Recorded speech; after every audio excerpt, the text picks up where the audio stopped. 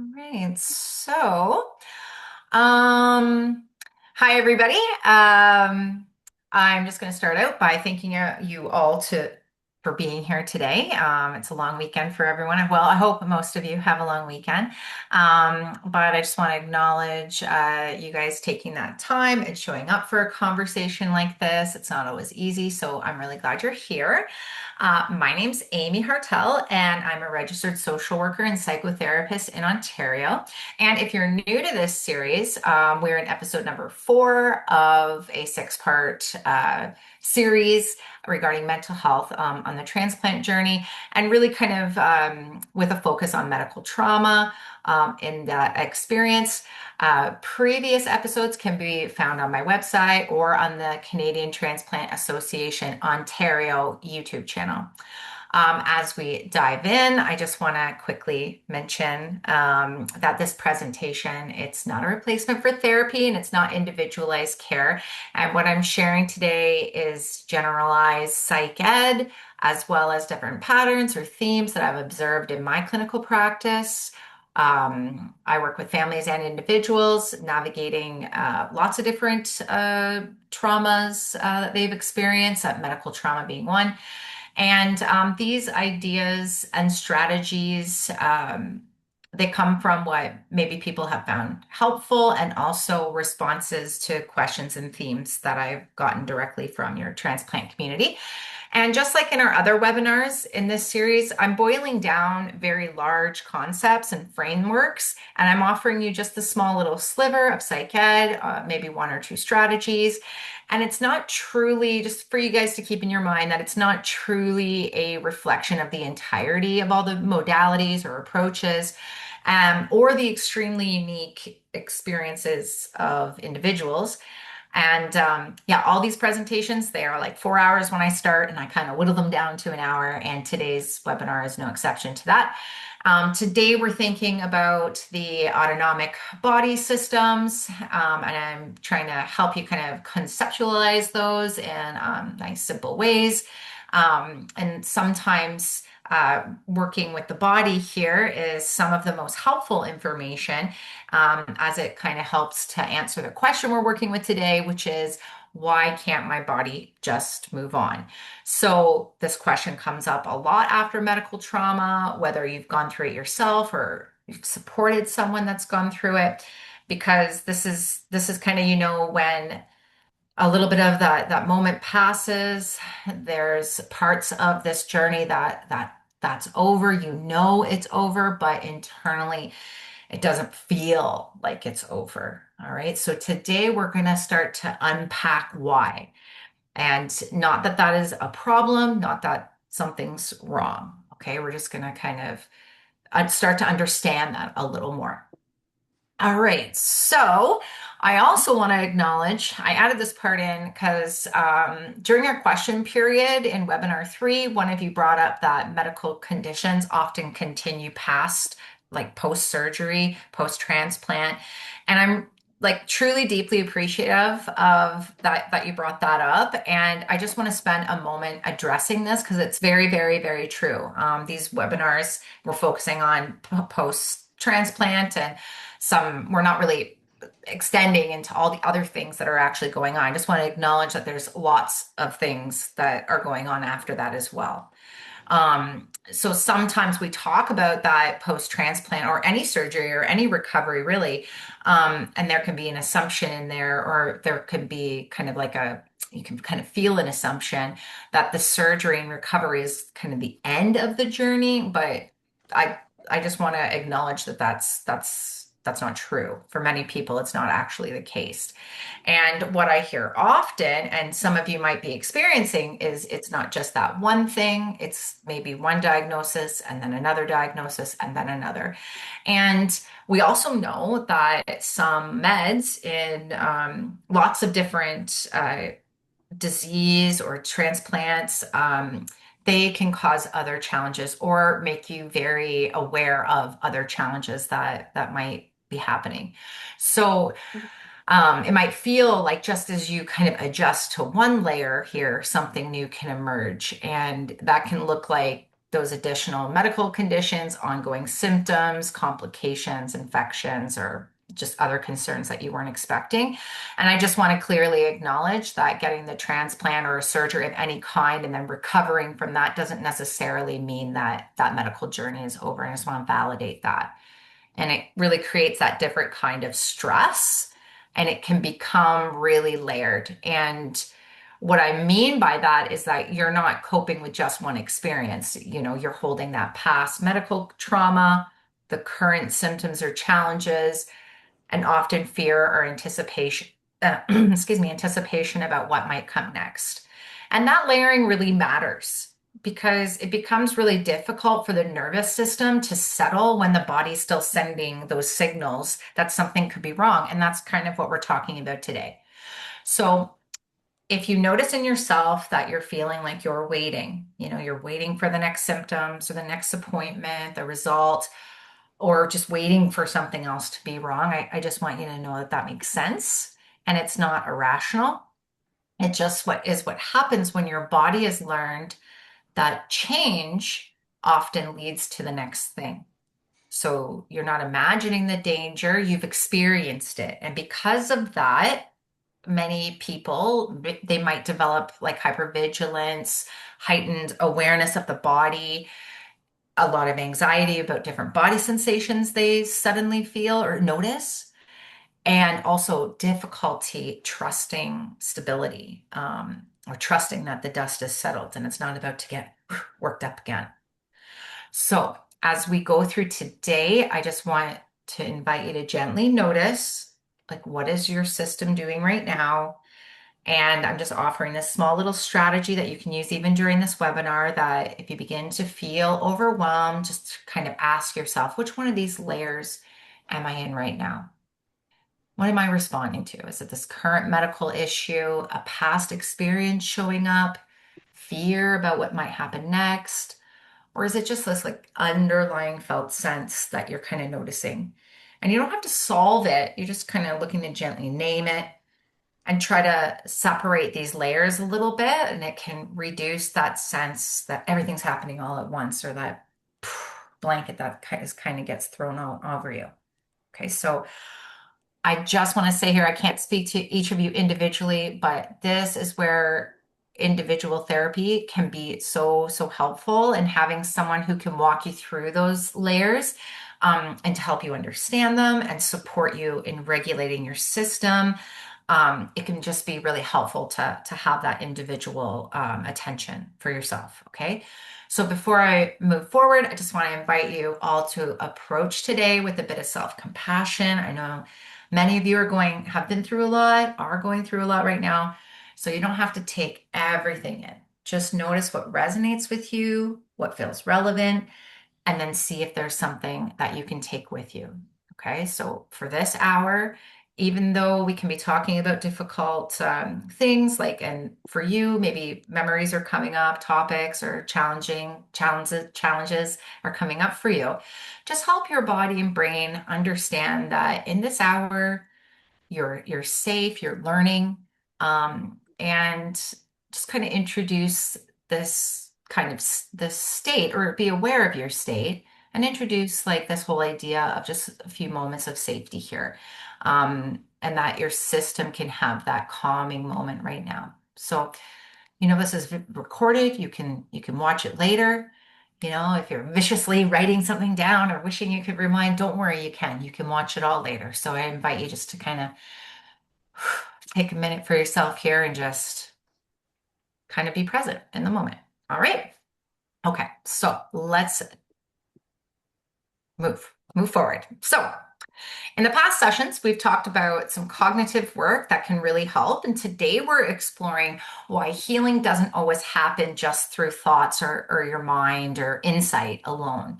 And then we're talking about why that makes sense. All right. So talk therapy, I do it all the time. I'm a fan of it. It's very, very important. It helps us understand what happened. It makes meaning of our own experiences. It helps us organize our thoughts, and it helps us defrag situations that have happened, and kind of helps us kind of pull them back in together and get a more coherent narrative about what's happened. It really puts that language to things that once felt overwhelming. And that's really a critical part of healing. But there's this distinction that understanding your knowledge and your understanding doesn't automatically create regulation. You can fully understand what happened, you can fully understand your experience, and your body can still respond as if it's happening. Um, so let's look here about what's missing there. So we have this thinking brain, okay? It's where insight lives. And then we have the survival brain and the nervous system, and that's where your autonomic or your automatic responses live. And the survival system is faster, it's older, and it does not wait for logic. Okay, so what happens is that you can think, I'm okay, but your body's already reacted. Your heart rate increases, your muscles are getting tighter, your breath shifts automatically. And that's why kind of people think, oh, my body is really overreacting here. But from the body's perspective, it's not overreacting. It's responding based on what it's learned. So it's being adaptive. A good way to think about this would be kind of like if someone bashed into this room behind me, yeah, I would have an instant reaction before I would have logic. It would be unexpected. They would be pumped, like running in here, and I would already have had a reaction before I knew I was even having a reaction. So that's kind of like that survival system, like kicking in. All right. Okay. So your system is adaptive. So I want you to think about your nervous system and go back to like grade 10 science, and you can kind of visualize this with that man. It's kind of like this guy here on the screen, but there's like, all those different little veins going through it, but there are different little branches. You got that main highway going down the back, and then these little branches kind of spouting off, and branches upon branches, and that's kind of creating your nervous system. Okay, so your nervous system here, it has one primary job: to keep you alive, not to keep you calm, not to make you feel good, to keep you alive. So when something overwhelming happens, like a medical emergency, the nervous system shifts into the survival mode. Um, there are those mobilized states like the flight, fight, and freeze states, and the immobilized states like that low, slow, numb, depressive, or dissociative state. And these are not necessarily choices that you're intentionally making for yourself. They're automatic responses, and they happen before you even have time to think. Now, in the medical world, which most of you watching are probably kind of very aware of, we do have these innate systems that start working in our bodies, and we have those adaptive systems that start working in our bodies, and we can think about all the way down to like the cells in your body. You have those innate cells that are working to fight against infection or foreign bodies, like things like that. And then how that adaptive system really learns as you grow, what certain things coming into your body do. Okay, so that's part of this whole system too. So it can get really down to cellular things, but these are autonomic things. So they're things that you're not consciously aware of, but they're happening. So I can't think right now, liver, start livering, or digest now, Amy, go. Can't do it. They're beyond my control. They're beyond my awareness. So, but that's kind of what you're thinking about here. Okay. So during medical trauma, your body is exposed to prolonged stress, uncertainty, loss of control, physical vulnerability. And your nervous system starts learning, oh, this is dangerous. Like, stay alert. Ooh, life threat. Don't relax. Importantly, this is not stored as a narrative. Okay, it's not stored as a story. It doesn't necessarily have language at all yet. Okay. So this is where, someone can say like, what's happening? What's going on right now? And you're like, I don't know. I don't know. There's no words for what's happening.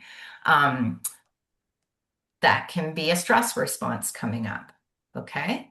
It's that survival system. It doesn't necessarily have language attached to it. All right. I don't know where I got this analogy from, but I love to use it. It's like thinking about logical brain and survival system. It's kind of like you can imagine yourself and you're in a living room and you're taking care of a toddler. And the toddler is there, everything's fine, playing, happy, toys out, everything's great, sun is shining outside, mm, happy music on. And like, okay, I gotta go to the washroom. I'm just gonna leave the room for a moment, go to the washroom, and you come back out and it's like, there's toys everywhere. It's chaos in there. There's the toddler crying. The drapes are down. It's raining out, and you don't know why, but like all the toys are wet, and it's just like, huh. This is kind of a good way to understand how this system works. Your logical brain is there, everything's fine, and then when something happens, this chaos is happening. That logical brain can sometimes go offline, and or you can kind of think about it as just maybe thoughts come in like, I can't handle this. But your survival system is there and it's making it happen. It's going through. Okay. So when you come back into the room, there's no words instantly to describe all the things. It's like your emotional system is like, oh, logical brain, you're back. Super duper. Here you go. Here's all this information. And your logical brain is like, what? Right? So once you come back online, you might not have a lot of language for this overwhelm that's in front of you. All right. And that's that survival system there. It's got a memory of it. But it's stored as a pattern. It's stored as activation, a pattern of activation and a pattern of response. All right. So this part of our system is also like really, really old. All right. The parts of your brain and your body that respond to threat and that scan for danger and activate quickly, those systems developed long before we had language, logic, or the ability to think about things or think things through. They're built for survival. Once again, not comfort, not calm, not happiness. They're built to keep you alive, the species alive, if you can think. And from that evolutionary perspective, that system's done a great job. It's done an incredible job, actually, of keeping this species going. Um, it's kept us alive through threat and danger, illness, uncertainty for thousands and thousands and thousands of years. So when your body responds really quickly, when it becomes alert, when it prepares for something to go wrong, it's not a flaw. That's an incredibly powerful system doing exactly what it's designed to do. Um, but there's this complication here in the context of medical trauma. When your nervous system, it doesn't distinguish between past and present the way your thinking mind does. Okay, your subconscious here, if we look at it from subconscious levels, it doesn't have a timeline at all. Okay, so your nervous system, your survival systems, it doesn't distinguish from past or present. It responds based on those patterns. What has it learned? Like I'm not going to touch a hot stove at all, or when I feel heat, I'm quickly responding. I don't have to necessarily think about it. It's a pattern. It's like muscle memory almost. Okay. So, um, when your body's gone through this repeated intense medical experience, that's where things had to change really quickly, or where there was risk, and that risk was real, where there was a lot of uncertainty. Your nervous system or your system adapts. It becomes more sensitive and more responsive and more prepared because, from its perspective, that is increasing your chances of survival. So kind of be gentle with yourself here, be curious with yourself. And instead of seeing those responses as something to, I just want to get rid of this, just get rid of or exile, you want to, or yeah, I just want I just want you to invite them in and see them a little differently and try to understand them and acknowledge them. And even over time, like maybe start to understand and befriend them a little bit, befriend those instant, quick responses. Because that system, once again, very old, it's not working against you. It doesn't think it's working against you, it's working for you.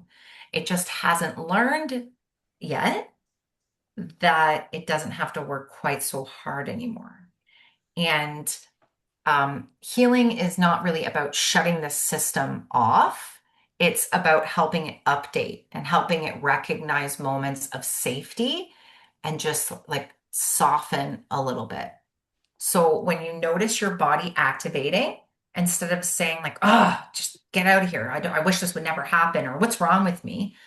You might want to kind of begin asking, "What's my system trying to do for me right now? When was this helpful before?" And that shift there from fighting your autonomic responses to understanding and being curious about it, that's where regulation starts to, that's where it begins. And that can be very healing as well. Okay. So I just have this little infographic here. Just a few things linked to our not autonomic nervous system and things that we can think about to have happen in some cases, but most of the time we can't really control. As you can see, some parts of our nervous system control our mood, they control our facial expressions, and this would be something like when like something's happening and someone asks you a question and then you're like, no, it's fine, and you're trying to like smile or something through it, but your smile will be really different because something isn't right. So that's like beyond your conscious awareness. You're trying to smile, but maybe you don't recognize that you're giving off that different facial expression. Or when your partner or your kids, they just know that something's wrong, or that you're thinking about something, or maybe you're off in some way, and they can just tell, or you can tell from your partner or your children. Your voice, your pace of the voice, breath, heart rate is not controlled by our thoughts. We can control it through our breath if we think about our breath, but not necessarily always controlled. Once again, thank goodness for that, because if I had to think about my heart beating all the time, it probably wouldn't beat. I would forget. So that's why this system, as you can see here, is just really, really important. Inflammation is part of that, and then those immune functions as well.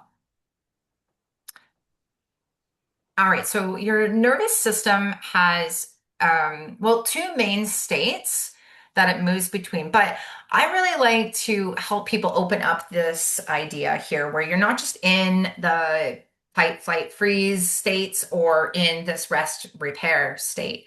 I really like to have people look at these two states and move away from being in one or the other. As a helpful visual, I kind of ask people to think about two ladders, and there's multiple rungs on all the ladders. Okay, so one ladder, the parasympathetic, and the other ladder, the sympathetic. And there are multiple states in each of these two systems. So on each of these two ladders, multiple rungs or states that you can be in. Okay, many blended states.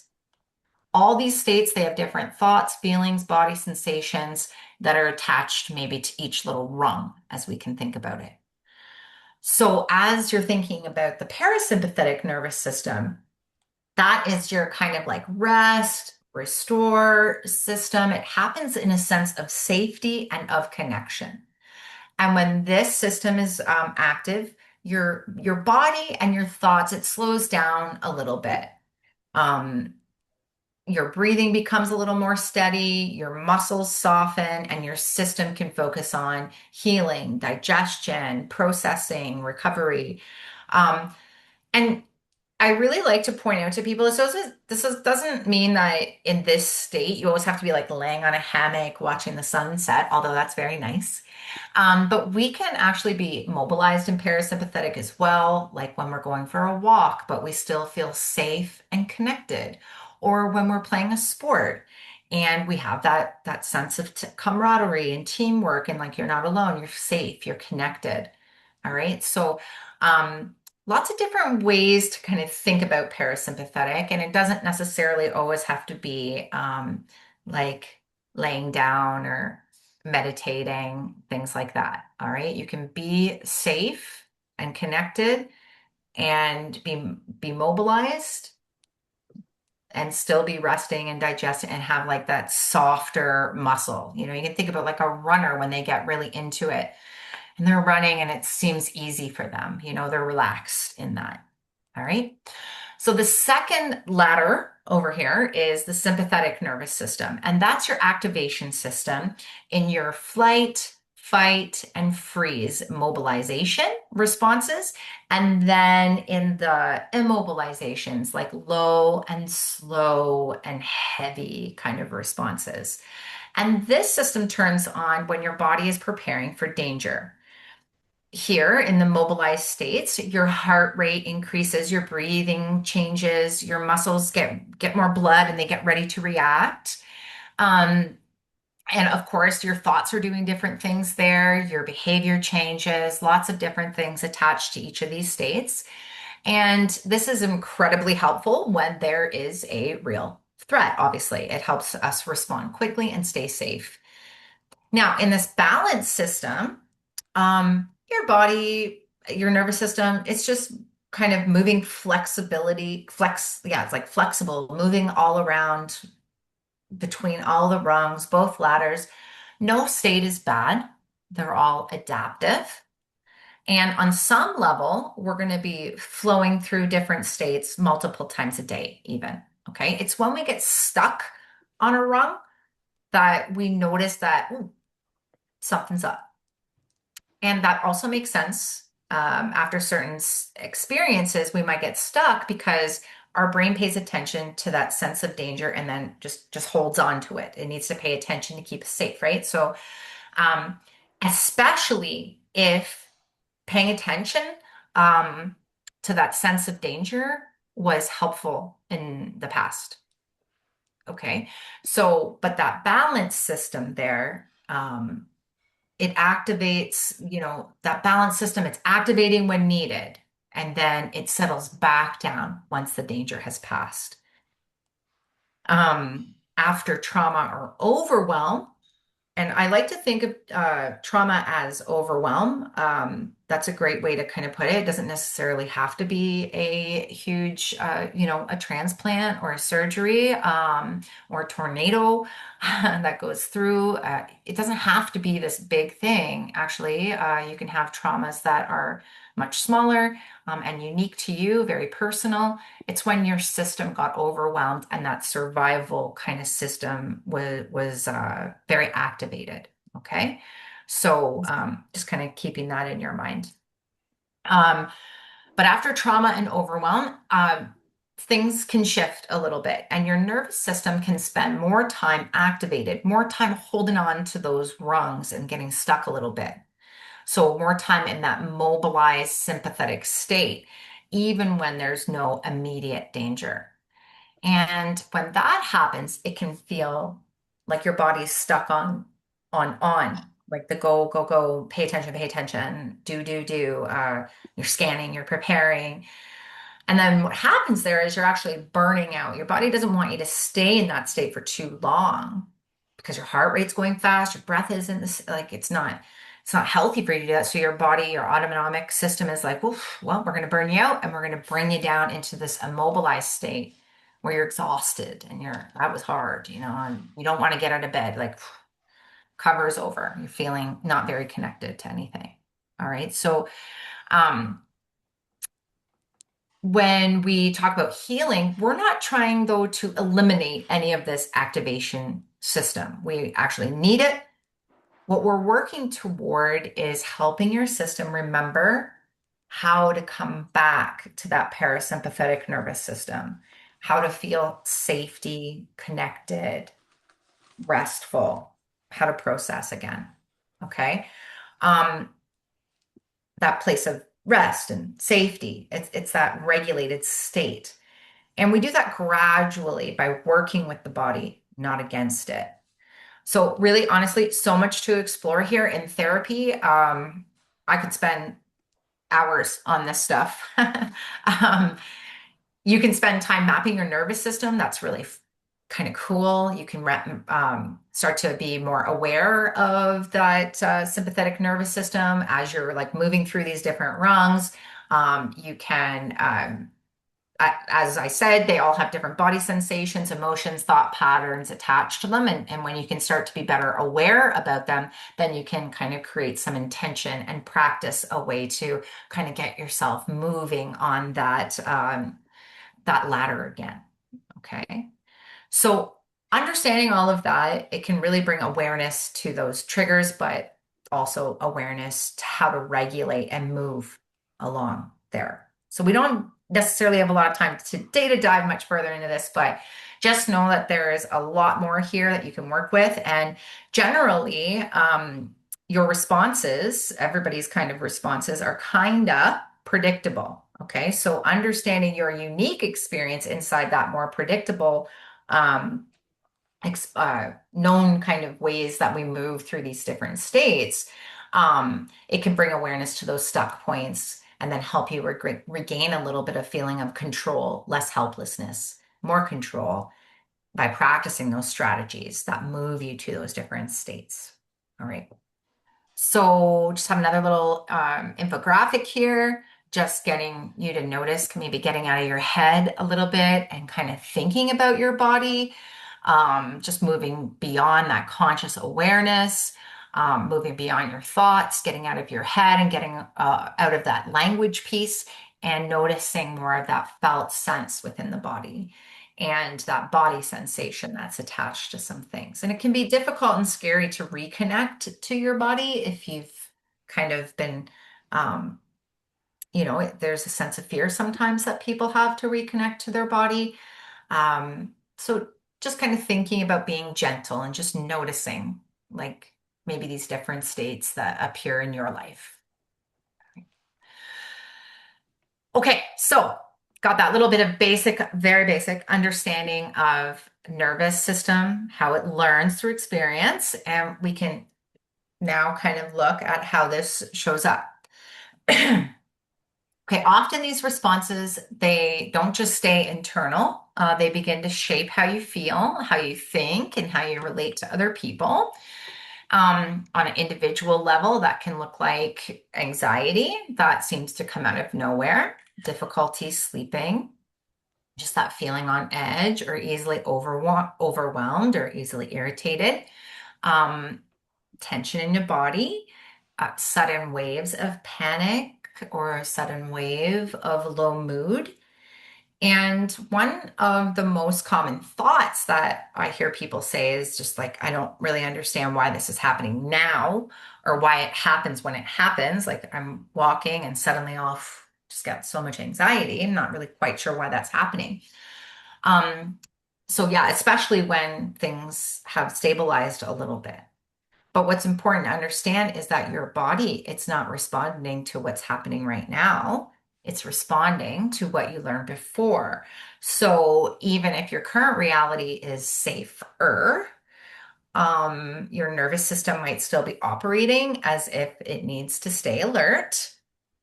And when the body's in that state, it doesn't just affect how you feel internally, it starts to like shape your relationships. And you might notice feeling more irritable or reactive or withdrawing from people. Because remember, in that sense of danger, you're losing some connection.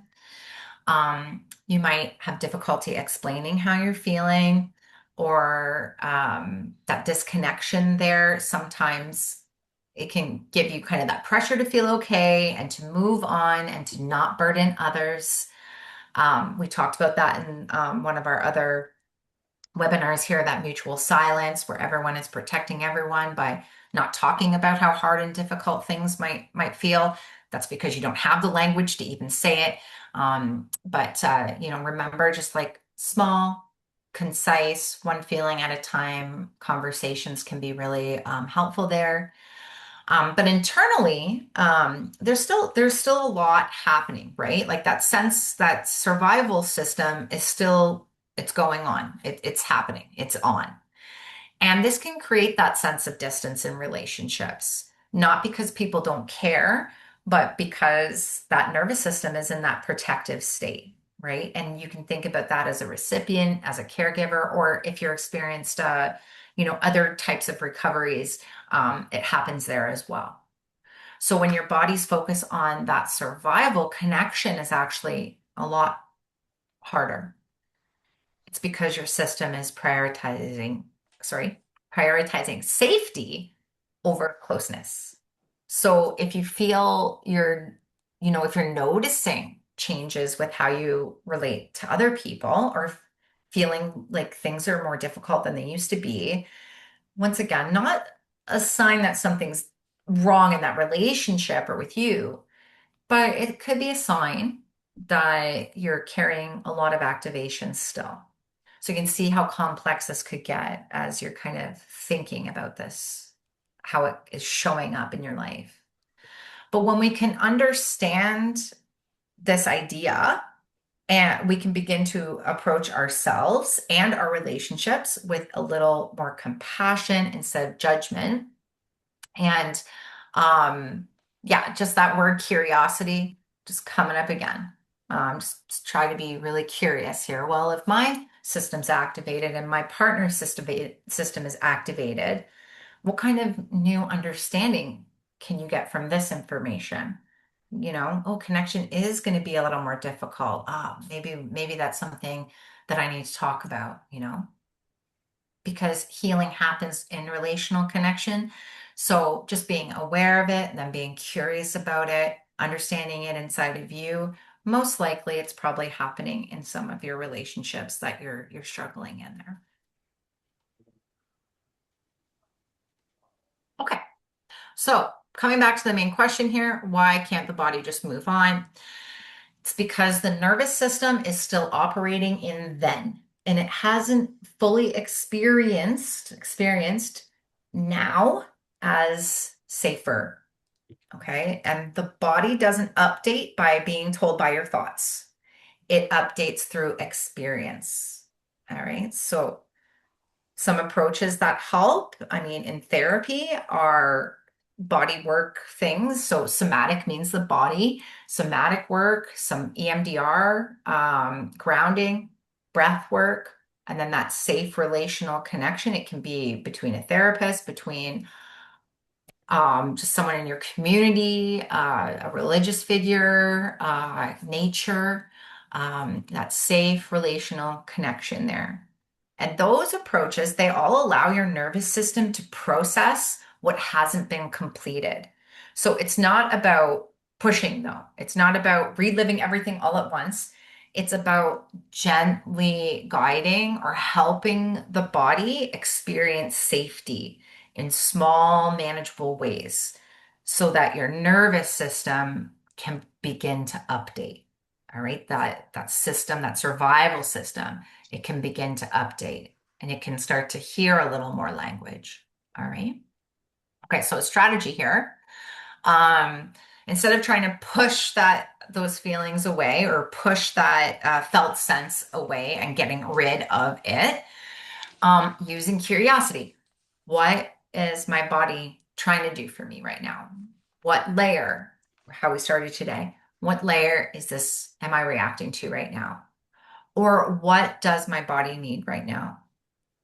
What didn't my body get to express before? What is it trying to protect? Is it trying to prepare for something or is it just staying alert? And then you can kind of respond gently by using your body. Okay, so getting out of your head here. So slowing your breath, softening your shoulders, just sitting back, and then giving yourself permission to be curious and pause. And the goal here is not to force the body to calm down.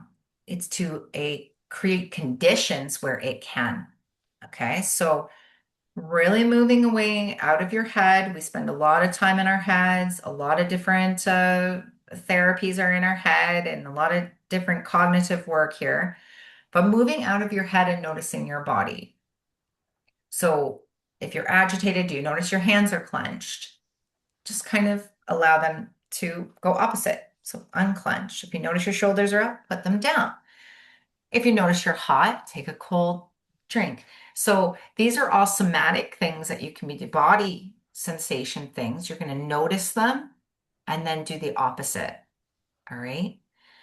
See if you can get a little bit relief. That combine that cognitive information you have with that softening of the body a little bit, and you can even add some thoughts in there like, I'm safer right now. Right now, I can handle this.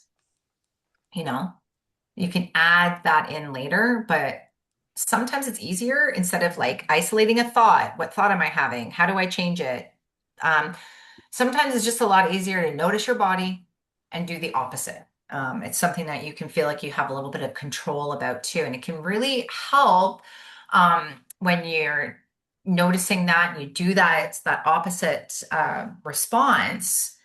And then you ask that logical question. You've went into your body, you've hung out with that survival system for a moment, and then you can invite that logical system to come on back in by asking that question.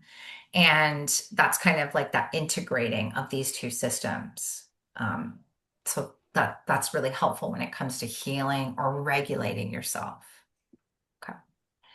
So small signals of safety. Here's a whole bunch of really cool things. There's tons of them online. Okay. These are just ones that I don't know. I travel toward, but if you go on YouTube and you just type in parasympathetic nervous system stimulation or vagus nerve stimulation. That is pop culture right now. Thanks, pop culture. You're helping everybody pay attention to this. But when you're activating your vagus nerve, you're activating and you're hacking into the parasympathetic nervous system ladder. Okay. So, these are just some things that you might find on YouTube. There's this cool I would do some with you, but we have limited time. But maybe I'll do one. But the side to side eye movements, I mean, that's classic EMDR. It's bilateral stimulation. You can also maybe butterfly hugs. You've maybe heard of those where you're just kind of tapping on each side, kind of coming into that. However, there's something else with the side to side eye movement where you keep your head straight and you just kind of turn your eyes only to one side for 30 seconds, bring them back to the middle, and then go to the other side for 30 seconds and bring them back to the middle. And you'll notice like a slowing of your thoughts, slowing of the heart rate, lots of reasons why. Not a lot of time to go into it here, but lots of reasons why your nervous system comes up and it is part of all your senses, right? Your nervous system, there's nerves here delivering information to your brain and sight, feels, hearing, smells, tastes, lots of different things. So your nervous system, we're kind of using it there, but lots of different reasons why it works. However, you might also just consider it magic and not go down the science of it all. That's also okay. All right. Ear massage, another one.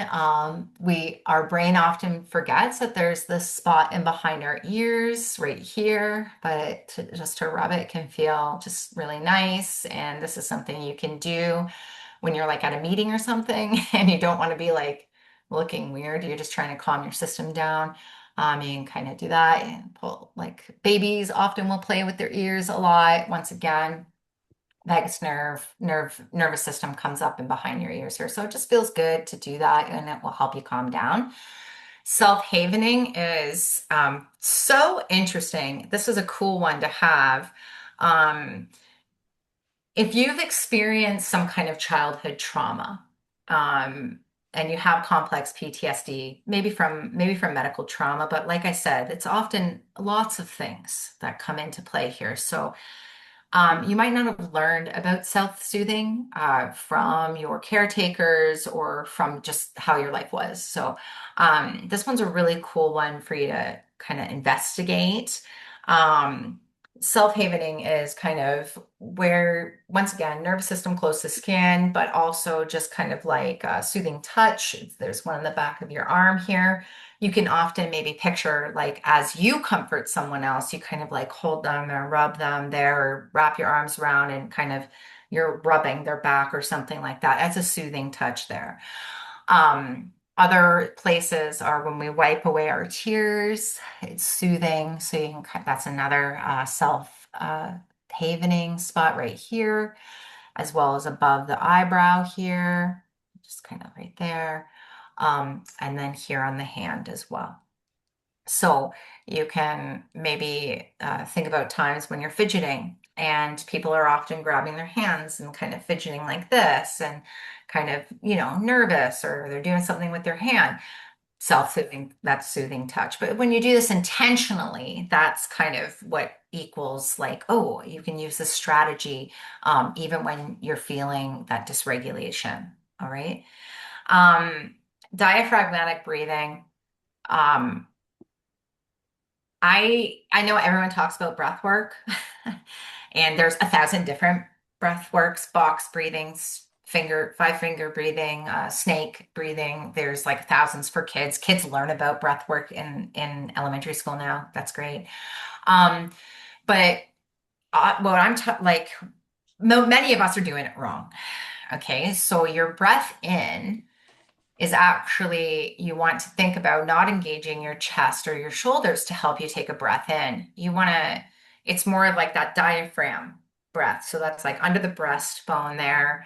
And you'll see your kind of stomach go up. All right. And that's diaphragmatic breathing. Another way to get there is by laying down and kind of putting your hands up over your head. So you're laying down, you put your hands up over your head. As soon as you do that, you you disengage your shoulders and your breath, and you'll notice your stomach is actually rising. And that's the kind of breath work you want to use um, when you're doing this box breathing or snake breathing, or that you're really breathing in from the diaphragm. What's happening there is so cool.